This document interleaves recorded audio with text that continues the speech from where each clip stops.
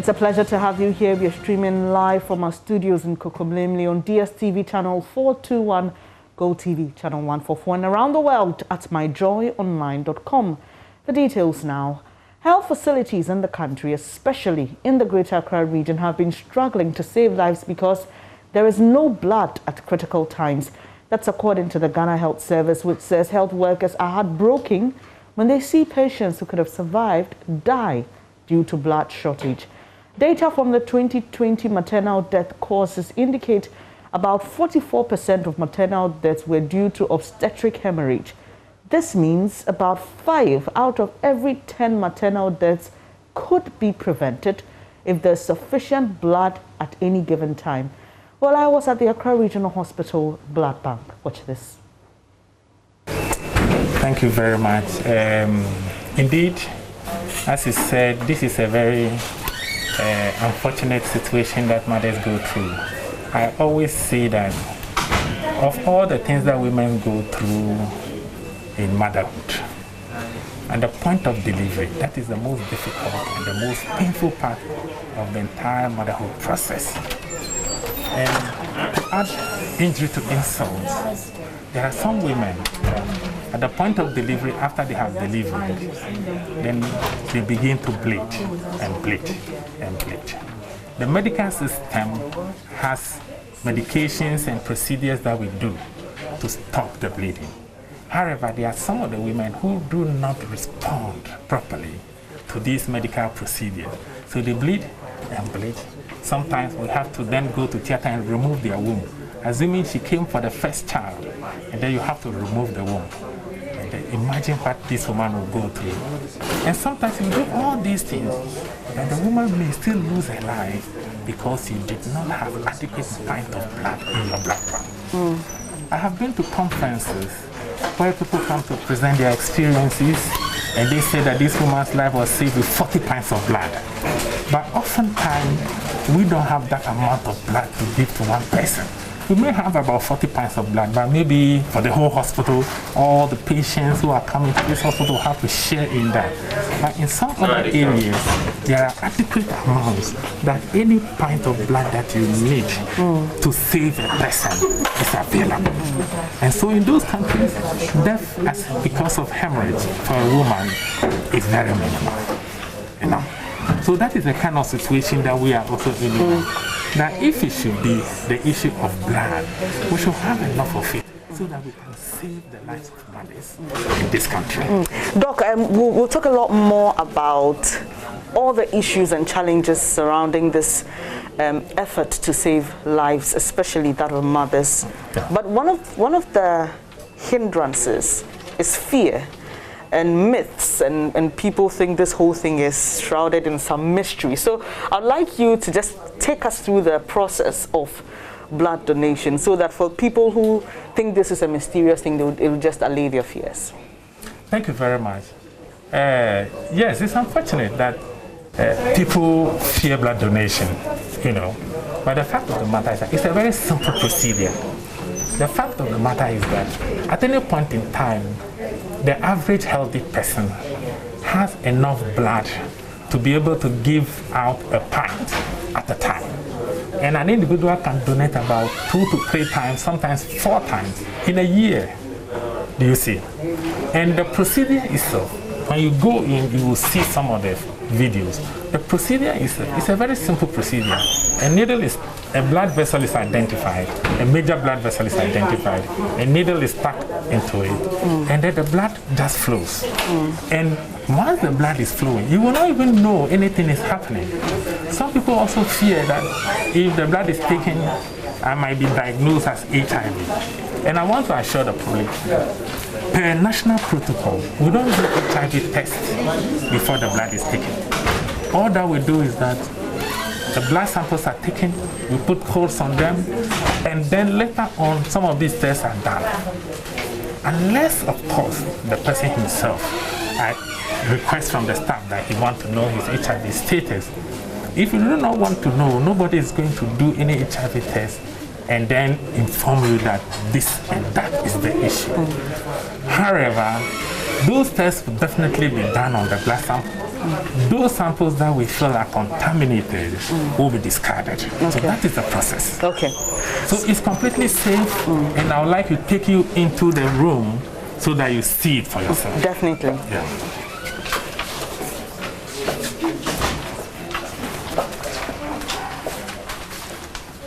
So what happens when I come here? So this is the Greater Accra Regional Hospital, and this is the room where blood collection is done. Yeah. So Doc, when I come here, what would I have to do?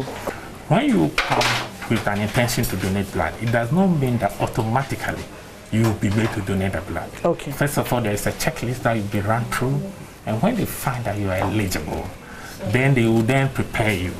Okay. They will prepare you, and then they will make sure they will do a quick examination, make sure you are not pale or anemic, and so on and so forth. When they see that you are completely okay to undergo blood transfusion, then they'll put you on these comfortable chairs. Okay. That's this chair, right? Yeah, this okay. So chairs. Once you sit in this chair, this chair can be reclined as it was done, as has been done there. Okay. So that as if you are in a lying down position, and then they make you to relax. Thankfully, we found a gentleman who is donating blood, and just a little interaction with him, then we can continue our conversation with Dr. Srofenyo. Hello, my name is Bernice. I work with JoyNews. What's your name? I'm Richard Kruger, please. Richard, okay, so it's great to see you here, also because we are told that a lot of people don't like the idea of donating blood. So is this your first time? Yes, How did you feel when you were coming?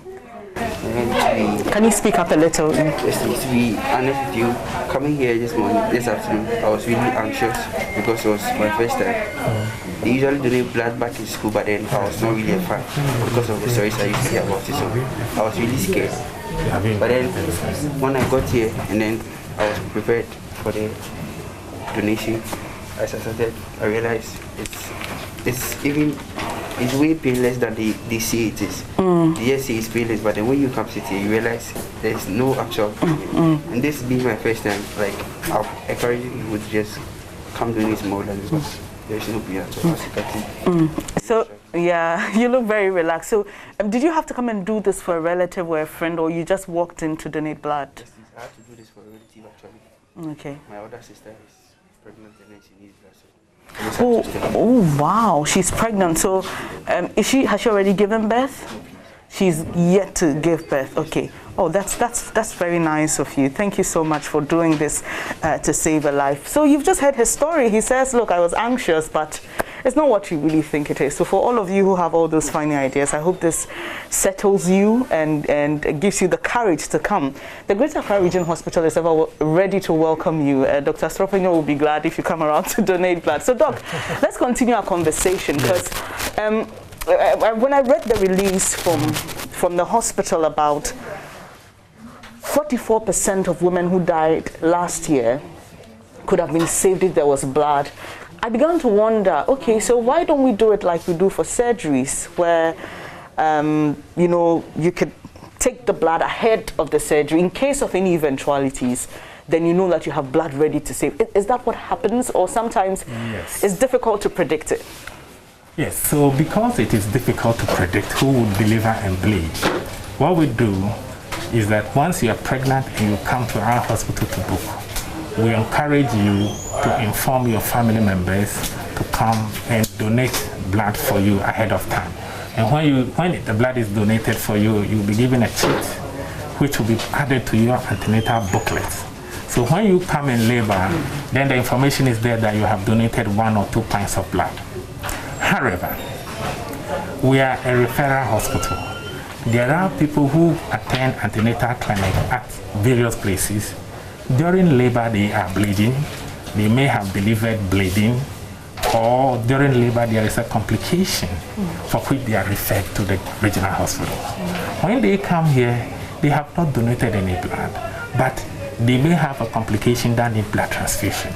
And this is what put excess stress on our stock. So there may be people who have booked with us who may have donated blood. There may be other people who come as emergency who are requiring blood. So we are a regional hospital, we are a referral center. We receive patients from all over the place in the city. but we don't receive blood from all over the place from the city. Doc, you mentioned that you don't get blood from other facilities even though patients are referred. And it just got me wondering. I remember when the no-bed syndrome was at its peak, we were told that there was a system in place to identify where there were empty beds and, you know, do some restructuring so that we could know where to send who at any given time. Can't we do the same for blood? Is it not possible to say that at this point we need to save a life? Greater Accra Region Hospital needs blood. Kolebu has blood. Is it not possible to say, let's do some blood network sharing, you know, something of the sort? Thank you very much also for that question. I must say that we have attempted to do that. There is a system which we are implementing using WhatsApp platform so that when you need blood urgently, let's say you may have blood, but you don't have a particular group. A patient comes who needs a particular group of blood. If we don't have it at that point in time, we can advertise on that platform for other sister institutions to see that, oh, Ridge Hospital needs big group of blood. I have it, I'm not using it. Then we can make arrangements for that blood to be transferred to the Greater Accra Regional Hospital. We have those systems.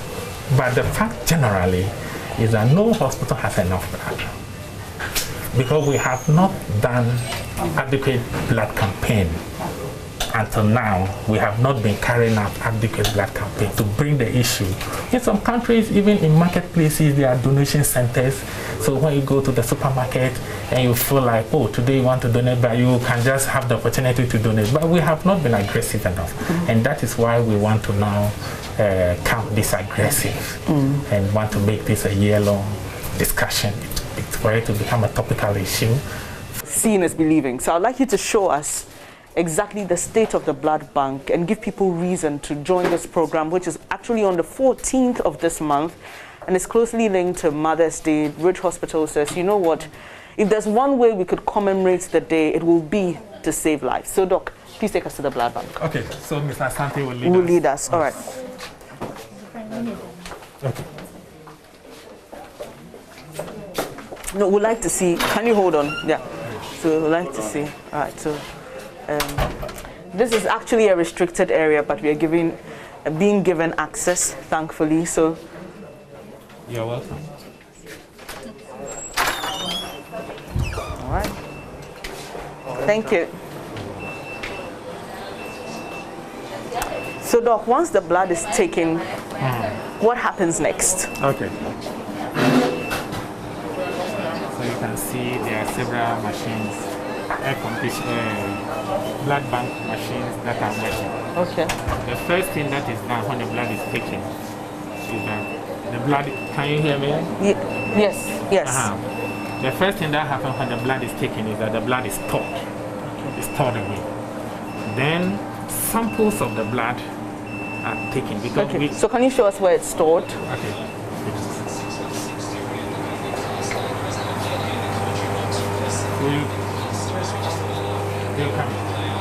Okay, great. Unscramble blood. Okay. So this means that this one has not yet, the samples have not been taken and tested yet. Okay, so for the gentleman we met, once his blood is taken, it's brought here to the unscreened blood compartment. Okay. And then what happens after that? The samples are taken, small aliquots of the blood are taken, and there are standard tests that are done, hepatitis and then HIV. Okay. And then malaria. When these standard tests are done and the blood is clean, then it's moved to the next compartment, which we call the screen blood compartment. Okay. So we deliberately separated them so that there will not be any mistakes. Okay. That you want to take blood for transfusion and then you go and take an unscreened blood. So we don't put the two. As you can see, we don't. So you can see that a hospital of this stature, that is, we deliver about 700 women every month, sometimes 800, and this is what we have. This is not enough. And we deliver about 30 women a day. So I just want to get this straight. This is your current stock. Yeah. This is what you have now. Yes. Wow. That's not even up to 20. For the size of the hospital we are talking about, this is woefully inadequate. Wow. Yes. I I mean, and this is why I wanted you to bring us here, because in my mind's eye, obviously we knew there was a problem, but I didn't know it was this bad. Yeah. I can see A positive, so you also separate according to the groups. Okay. Again, we separate according to the group. So, Doc, I can see that the blood looks a bit frozen. So, if somebody needs blood right now, how is the blood processed for the person? Okay, so when you need blood, we don't transfuse it the way it is chilled. We bring it out, warm it slightly to body temperature, okay, and then it can be transfused.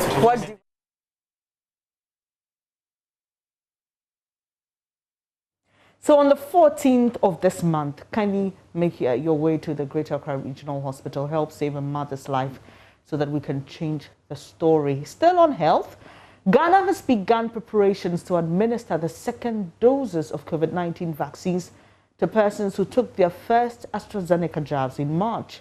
The country took delivery of 350,000 doses of the vaccines earlier today. Head of our health desk, Fred Smith, was at the Kotoka International Airport when officials from the Ministry of Health, UNICEF, and the FDA took delivery of the consignment. Just behind me, you can see the Turkish airline, which brought in the vaccines, 350,000 of them. The offloading just finished, and I take you here. The vaccines are being loaded onto these vans to be sent to the Ghana Health Service storage facilities at Kolebu, and then the redistribution will begin. It is 350,000 out of about 850,000 that inoculations that we've done for the first round of vaccinations. Ghana need to give everybody who did the first round of vaccinations a second jab. That has also delayed, and so there will be a difference of 500,000 doses to be given. We've not been told yet how the 500,000 will be procured, but as hope amid uncertainty as 350,000 vaccines are offloaded from the Turkish aircraft at the Kotoka International Airport. They are Ghana's share of some 1.3 million doses originally sent to the Democratic Republic of Congo, but had to be reallocated to Ghana and 5 other African countries under the COVAX platform. Those vaccines will have to be used before they expire on June 24. Chief Director at the Health Ministry, Kwabena Boadu Okwafari, received the consignment on behalf of the Health Minister. Those are 350,000 of AstraZeneca vaccines, which the origin is from the Democratic Republic of Congo, but as part of the COVAX vaccines that were distributed to African countries. We've taken delivery of those so we can start with the second dose of vaccination for those who started. And we are still hoping that very soon we'll be able to get more, especially for those who are going to do the second vaccination. Nearly 850,000 persons have so far received their first jabs of AstraZeneca vaccines in Ghana and were scheduled to receive their second doses after 8 weeks. But challenges with the procurement systems have forced health officials to extend this by another 4 weeks. Health Minister Kweku Agyeman-Manu is the first to admit the challenges.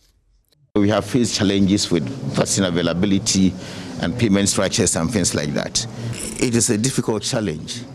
The vaccines we were expecting to be delivered by COVAX in April and May have delayed because of challenges in India. India has stopped exports, and therefore we can't have access to AstraZeneca any longer.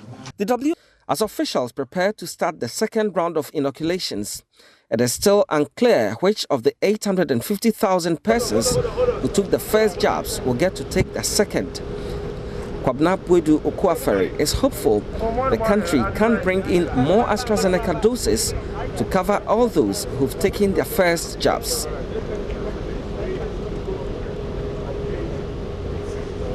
We are still trying to procure more.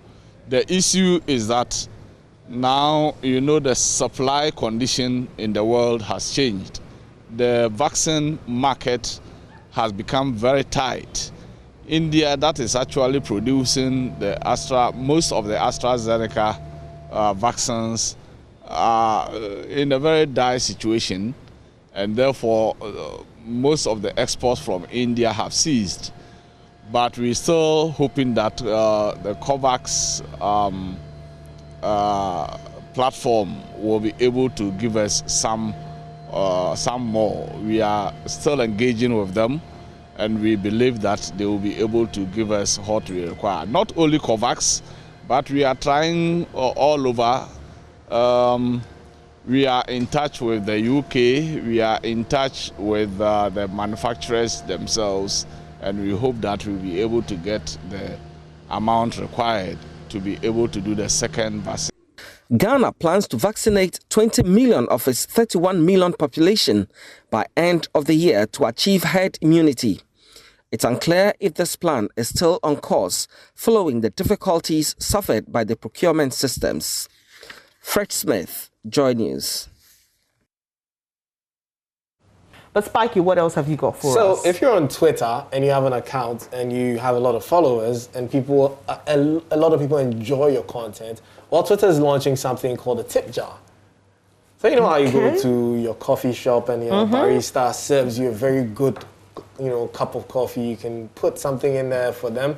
Anyway, so now you can do that for your favorite accounts on Twitter. So if you're following me and you want to give me something, there's going to be a tip jar. All you have to do is go to @TheRealSpikey and then click the tip jar and then donate something for the good work I'm doing on Twitter. Yeah, and obviously for our audience here every day, bringing us their updates from the world of technology. So, do we know how this will work exactly?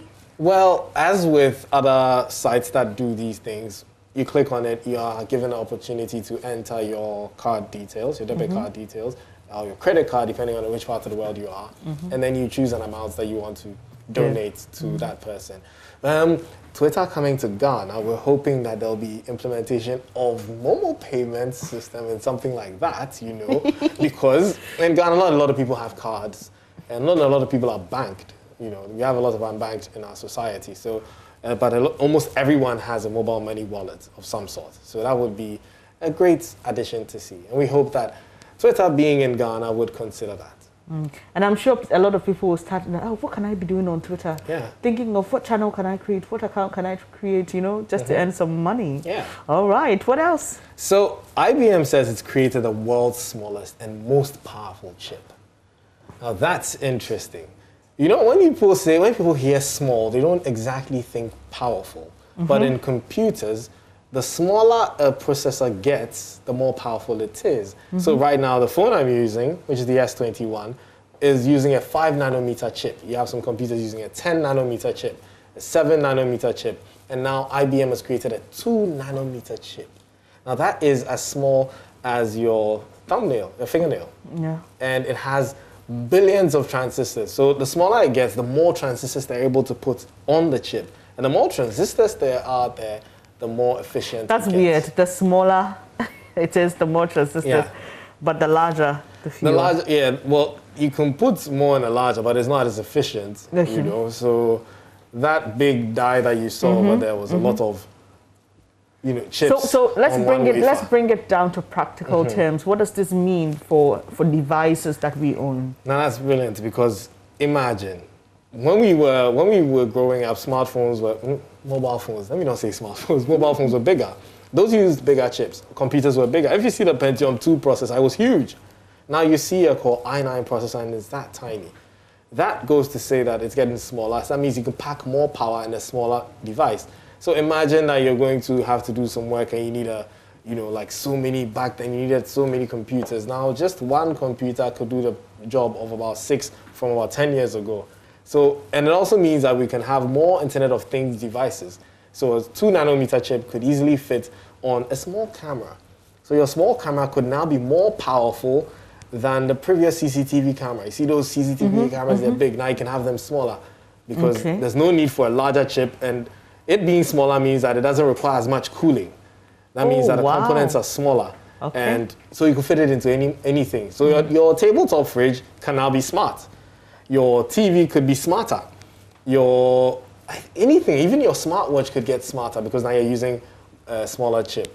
So yeah, the possibilities are endless. But I think it opens a doorway for the Internet of Things, which is something that we've been pushing for. I know you always get excited by these things because we are finally getting to that cyborg world for you, eh? That's interesting. What I want. Yeah. Well, that'll be it for today's edition of Tech News with Kobe. And, you've heard a lot of interesting things today, including that one you should be looking out for over the weekend, whether it falls in your house. I don't know, is that compensation? If this falls in my house. If it does fall in your house. I'm sure a lot of people will be praying, Lord, let it come close to me, not to hurt me, though. If there's going to be how wide my eyes are open. Okay, that means you have to get your stuff out first and then pray. Because what if your stuff are in there and it crashes and but the compensation will take care of all of that, won't it? This is China we are talking about. That inconvenience of now going to buy a new TV, a new fridge, new clothes. I wear the same clothes until I get that compensation. All right, now let's do some NSMQ stories. And defending champions Presec Legon, Achimota School, Chemu, SHS, and Adogono Senior High School have all qualified for the finals of the Greater Accra Region Championship. Well, it was a heated contest at the Accra College of Education, and the school battled to determine the best in the region. 3 of the 4 contestants had to be decided by a tie-breakup question. Marcel Agbagba has more in this report. In a few minutes, we would know whether Presec would take it back or would find a home in a new school. So all the best to the teams in round 4. Here, I have 4 riddles. The winner is going to be based on who gives the answer to these 4 riddles, okay? I am a property of an electrical device. I am a property that is relevant to alternating current circuits. Odogono. Power factor. No. Yes, Chemu. Reactance. Reactance, that's correct.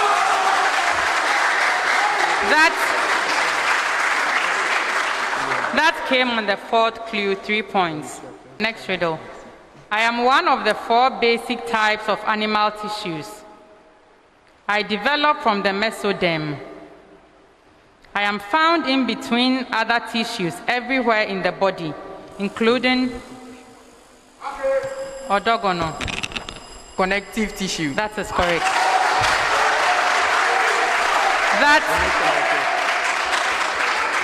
That was on the 3rd clue, 3 points.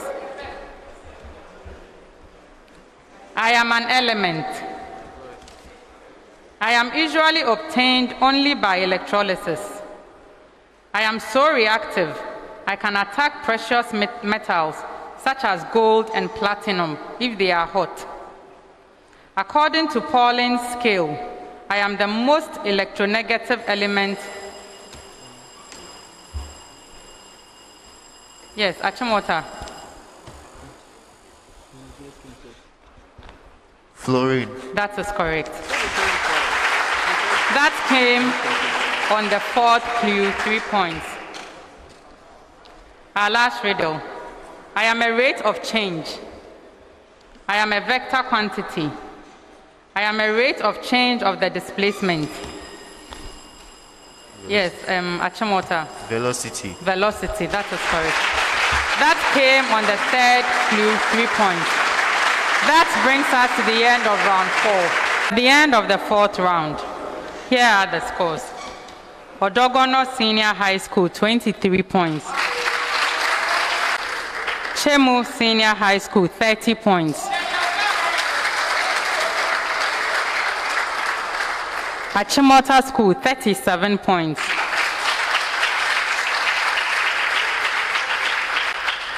Presec Legon, 47 points.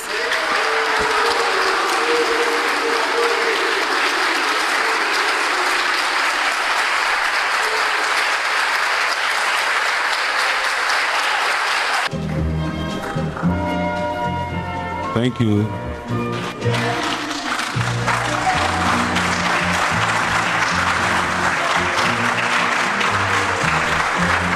News.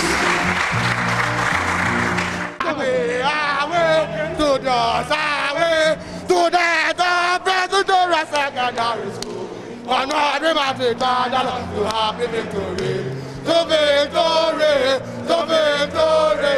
Amoto is a solid one of walking us along. Oh, hello, Meneto, they must go mad. And I like, it shall say that. Hello, Meneto, they must go mad. For we said training we get. I saw a solid foundation.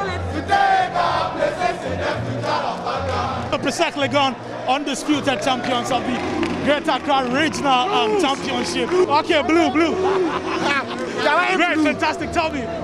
It feels very normal because we know we are in for the trophy. Our aim is Christ and our outcome is Christ. When you have God, you don't lose. See, watch out for the seventh seal. The seventh seal is here.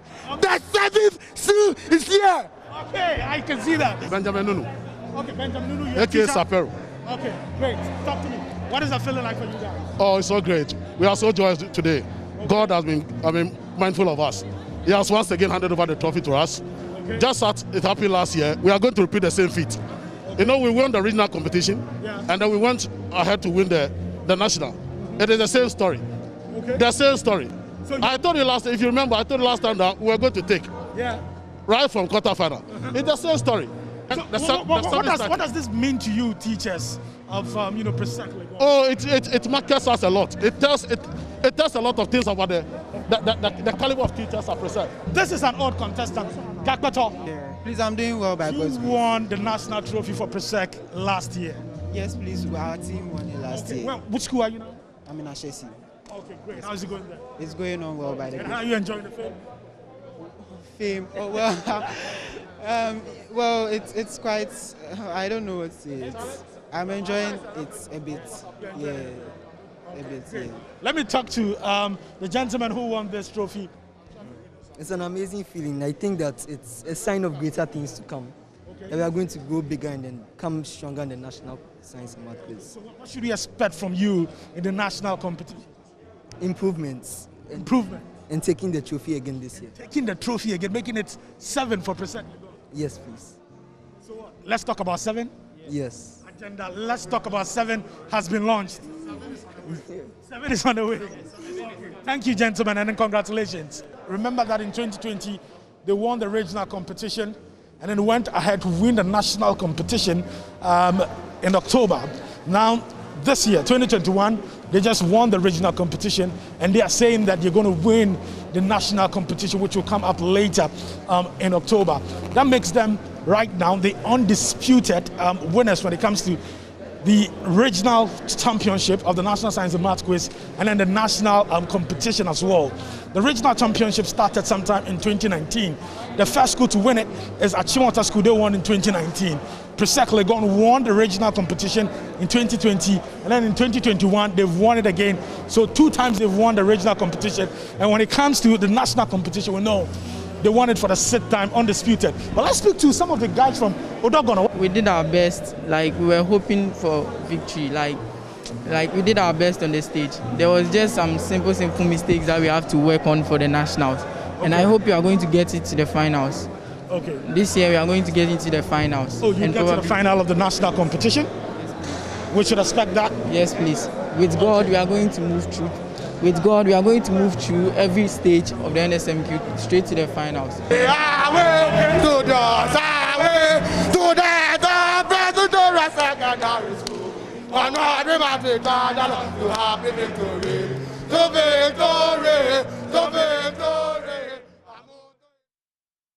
Clearly excited students there. Let's now take you to the Upper West region. Manuel Kranting has been speaking, the Upper East, I beg your pardon, the Upper East region, where Manuel Kranting has been speaking to some contestants from schools there.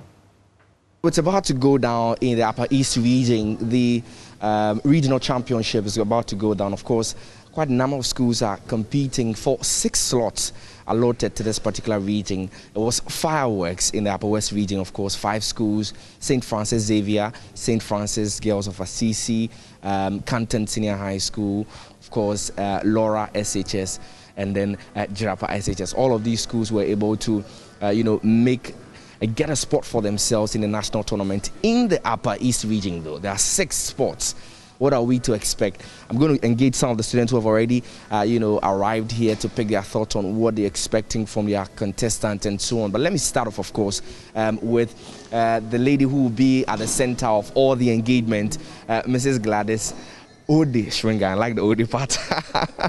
Good, madam. Good morning. Good morning. How's it going? Oh, very well, by God's grace. Well, in the Upper West region, was good performances, correct? Yes, for the first day. Unfortunately, they couldn't keep up the momentum, and by the second day, the scores had fallen miserably. I was so disappointed, especially with the St. Francis girls. I had a big hope for them to progress very well, but they just slumped. I don't know what happened there. But I'm hoping in the Upper East region today going, it will be excellent. Okay. I hope however they start, they continue with that momentum into the second the second day and the second level of qualification, yes. Are there any particular schools that you are looking out for?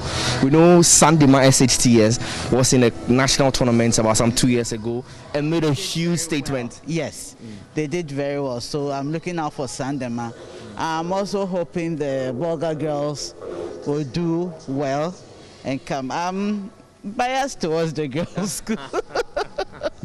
I want to see more girls, and even with the mixed schools, I want to see them presenting male and female contestants. Contestants. So I'm hoping for exciting contests here. I'm sure they won't disappoint me. Well, let's see if indeed they won't disappoint. So, what you're looking so. We'll bring you more on Manuel's interaction with some contestants there. But you're watching News Desk with me, Benis Abubedu Lansa. Up next, we've got business. Do stay.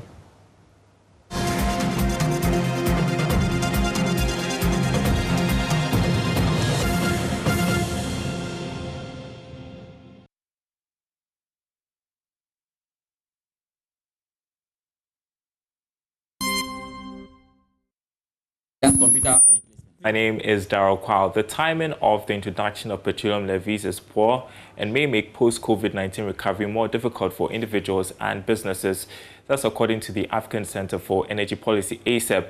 Though it acknowledges the economic challenge that government finds itself in and the need to raise more money to support the national budget, ACEP says government should have figured out innovative ways to harness untapped potential rather than burden those already in the tax bracket. Executive Director of ACEP, Benjamin BOAKYE, has been speaking to Joy Business. We are talking about margins that cumulatively generate between 3.5 and 4 billion Ghana cedis annually. And nobody cares to even account for those margins for the consumer to know how much those margins have been used for the object of setting them up. We are only told to pay more when the regulators feel so. And we think that that cannot be the situation. That cannot be the case, where accountability for such huge sums of money is totally missing. And we can go further to even look at the specifics, okay? What these margins are meant for, the UPPF, the BOST margin, and the fuel margin. BOST margin. We have been paying BOST margin for decades, right? And we don't see, the company using the revenue to deliver on the object of setting up the fund. And that is to keep a reserve so that when we so critically need it, we'll be able to call on that reserve capacity. BOST doesn't have that reserve. It is important that we have a conversation on some of these levies to see how we clean up the energy sector, examine the institutions that are benefiting from these levies and see which one is relevant, which one is not. How do we retool them for them to be efficient and waive those kind of waste from petroleum products? And even if you did that, you'll be able to use that kind of fund to engineer development, to build the roads, to provide transportation for people and all of that. Now, Ghana has exported maize to the United Kingdom as a pilot to Nestle Ghana's Agripreneurship Development Program. According to the head of Agricultural Service, Fatih Emes, Nestle collaborated with Sahel Grains and Alliance for a Green Revolution in Africa to begin the agripreneurship development program, to address challenges identified in the agric sector. It is based on this program that Ghana exported maize to the UK this year. Mr. Emis made the revelation at a webinar organized by AGRIC. 36 youth of farmers coach and mentor to establish an outgrower. We also provided the input supply, like a seed, fertilizer, and mechanization services to the all youth who is part of our project. We also provided them with the precious technical know-how and hand-holding that give to the local farmer and SMEs to become world-class supplier. So, if you look at the high-level impacts of our intervention with those youth farmers in Ghana, the yield, average yield, not the specific individual farmers, overall our participating youth agripreneurs, their yield has increased 12%, while the income has increased 27%. Maize quality, which is very key for Nestle, is improved from 27% to 80% at the consignment level, which in our Nestle factory, when we are testing the grains with the highest quality standard, with the highest quality norms. Thank you to Honorable Minister and the MOFA directors for their continuous support, and with help of the YOGIS program, Nestle Ghana, I am honored to say that 100% locally sourcing maize in year of 2021. So Sahel Grains in Ghana started exporting the maize to the UK, which passed the all consignment assessment. That's where we see the entire capacity improvement of. Nestle also delivered long-term contract and financial support to Sahel Grain for new investment on millet, which creates new opportunity for youth agripreneurs in Ghana. I'm seeing very high-level positive impact from the project, what we are doing together with AGRIC. And that's business for now. My name is Daryl Kwao. Sports is up next. Time now to talk sports, and unfortunately Arsenal couldn't make it to the finals of the Europa League Championship. But it's been a good week for you, George Adu Jr. First of your Chelsea made it to the finals of the Champions League, and Presec won Greater Accra. Let's be clear, it's Greater Accra Regional Champions. The national competition is yet to happen, but it's okay. We give you the bragging rights. But actually, the thing about the is that we are not too interested in the regional championships. We actually win it. It's almost like an involuntary reaction that we get. So we don't really think about it. We don't go into regional championships to want to make ourselves proud.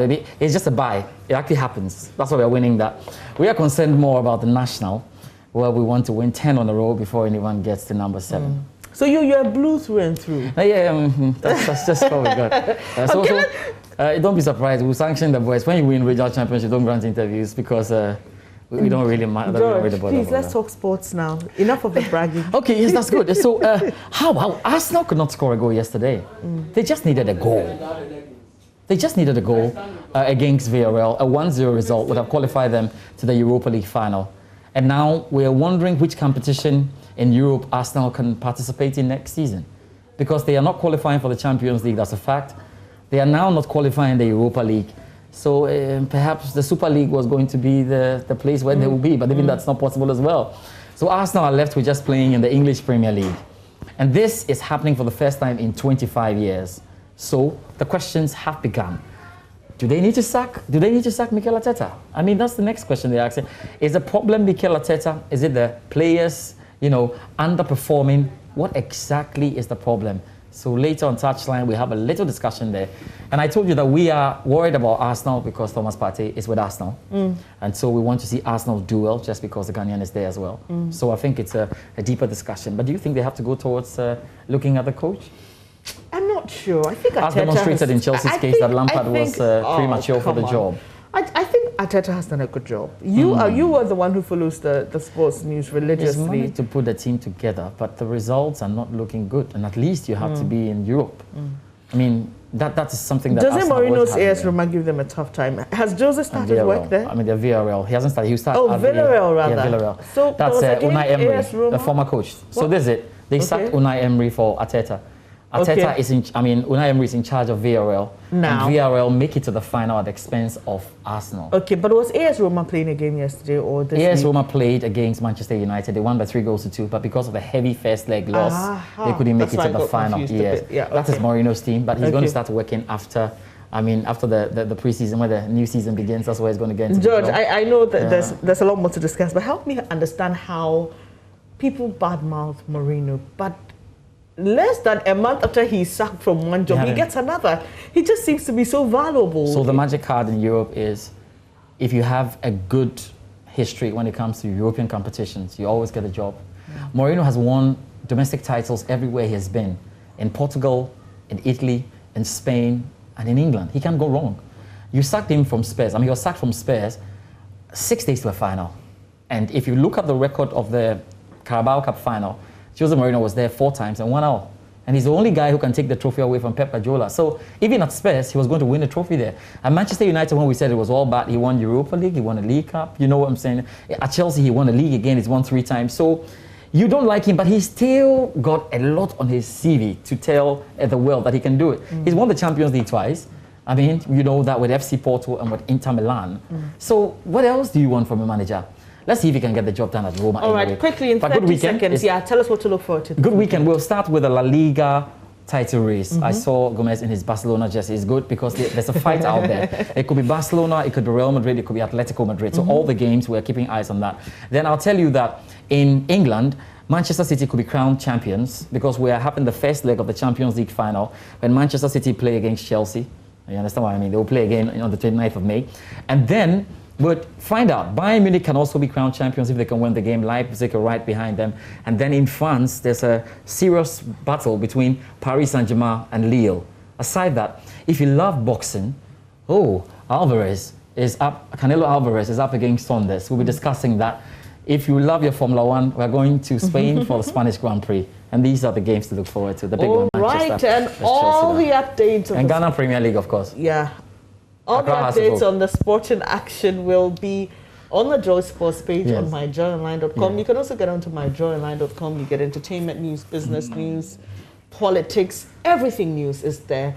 But that's how we wrap up this edition. We are grateful that you can make time to join us. There's more news, like I said, when you log on to myjoyonline.com. Also on our social media platforms, JoyNews on TV, on Facebook and on Twitter. My work here is done. Mapito CBD is next with JoyNews Interactive. Enjoy your weekend.